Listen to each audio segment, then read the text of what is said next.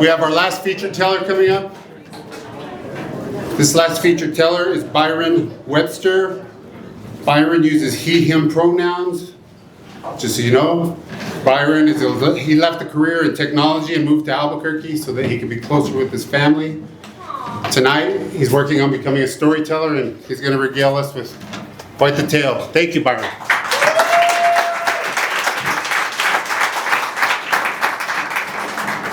Coming of age usually occurs early in life. That critical moment that changes the trajectory of a life before most of the story's even written. But if you're like me, it shows up right when you're supposed to be planning for retirement. Every morning since arriving in Albuquerque last year, I helped to manage a retirement community where the average resident is about 80 years old.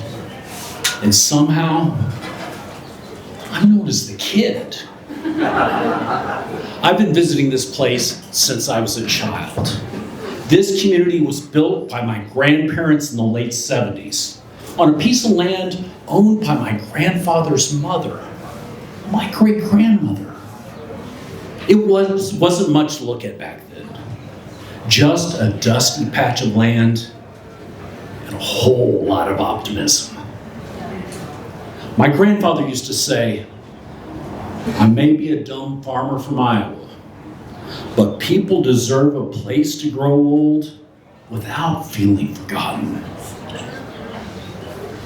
I can still remember him visiting as a kid, riding in the golf cart, swimming in the pool, waving to the residents standing outside their homes, never imagining that my life might be responsible for keeping the lights on. My grandmother, she was very particular about one thing. She would always say, Byron, these are not mobile homes. They're manufactured homes. Which I think was her way of reminding us our words matter. Spend a little time there and you will realize that the people living there are not waiting to die. They're people learning how to live with everything they've already survived. I never imagined that my life would include working there because I had other plans. Big plans. Worldly plans. Because by the time I was 4 years old, I already knew what I wanted to be when I grew up. Not a firefighter, not a cowboy, and certainly not an astronaut. I wanted to be a giant. And when you're 4 years old, that sounds like a reasonable goal because giants are strong and they can see over everything and they don't get pushed around. But like most of my plans, reality had other ideas. My father, 5'7". My mother, 5'4". So statistically speaking, the odds of producing a giant in our household. But when you're a kid, you don't worry about statistics. The world feels big, and you just want to feel bigger within it. Especially when your father drinks too much and starts picking a fight with God. By the time I was 8, my father was drinking way too many beers, and we'd often find him in the living room, holding his fist to the ceiling, shaking them, screaming, "Hey, God! Go ahead! Do it!" As if he were inviting God to strike him down. And when you're 8, and your father's picking a fight with God, you start doing the math. I can remember from Sunday school, God hears everything, and sometimes He ends the world. Floods, fires, plagues.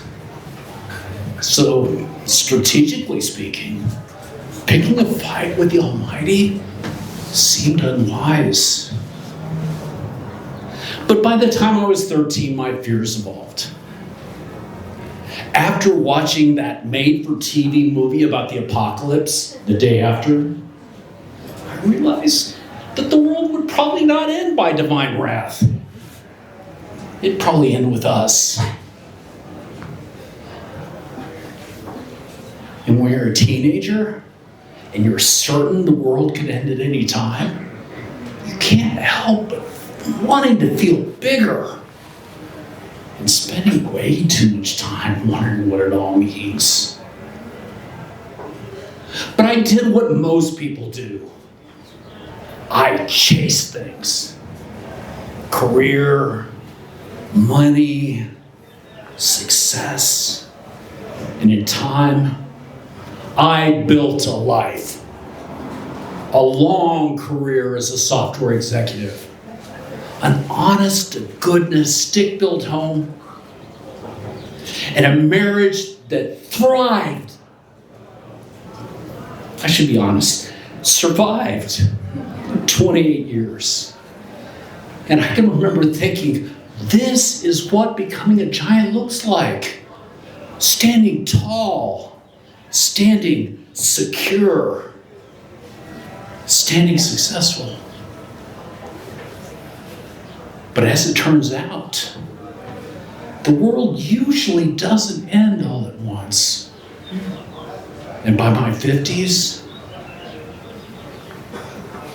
everything was unraveling. My long career as a software executive came undone. My marriage ended in divorce. And everything that we built had to be split apart. And I experienced my own end of the world. Not by divine wrath. Not by nuclear missiles. Just quietly. And way too much paperwork. And I can remember standing in that house back in Ruston, Texas. Furniture gone. Pictures gone. Nothing but the sound of my own voice. You know, an empty house is so strange. Everything echoes. Even your own footsteps sound unfamiliar. And as I was walking from room to room, the living room where we used to entertain, the kitchen where I had prepared countless meals, and the bedroom where we used to lie in each other's arms and realize the life that I had spent decades building was over. Nothing left but this old house and the sound of my own voice. And that's how I ended up in Albuquerque, managing a retirement community. There I work with my uncle. He's been there over 40 years. And just when I start to think I might have something figured out, he reminds me, I don't. Spent a little time there to realize the residents have very important ideas about the most important matters. Parking, the proper temperature of the pool, and what you absolutely should and should not bring to the potluck.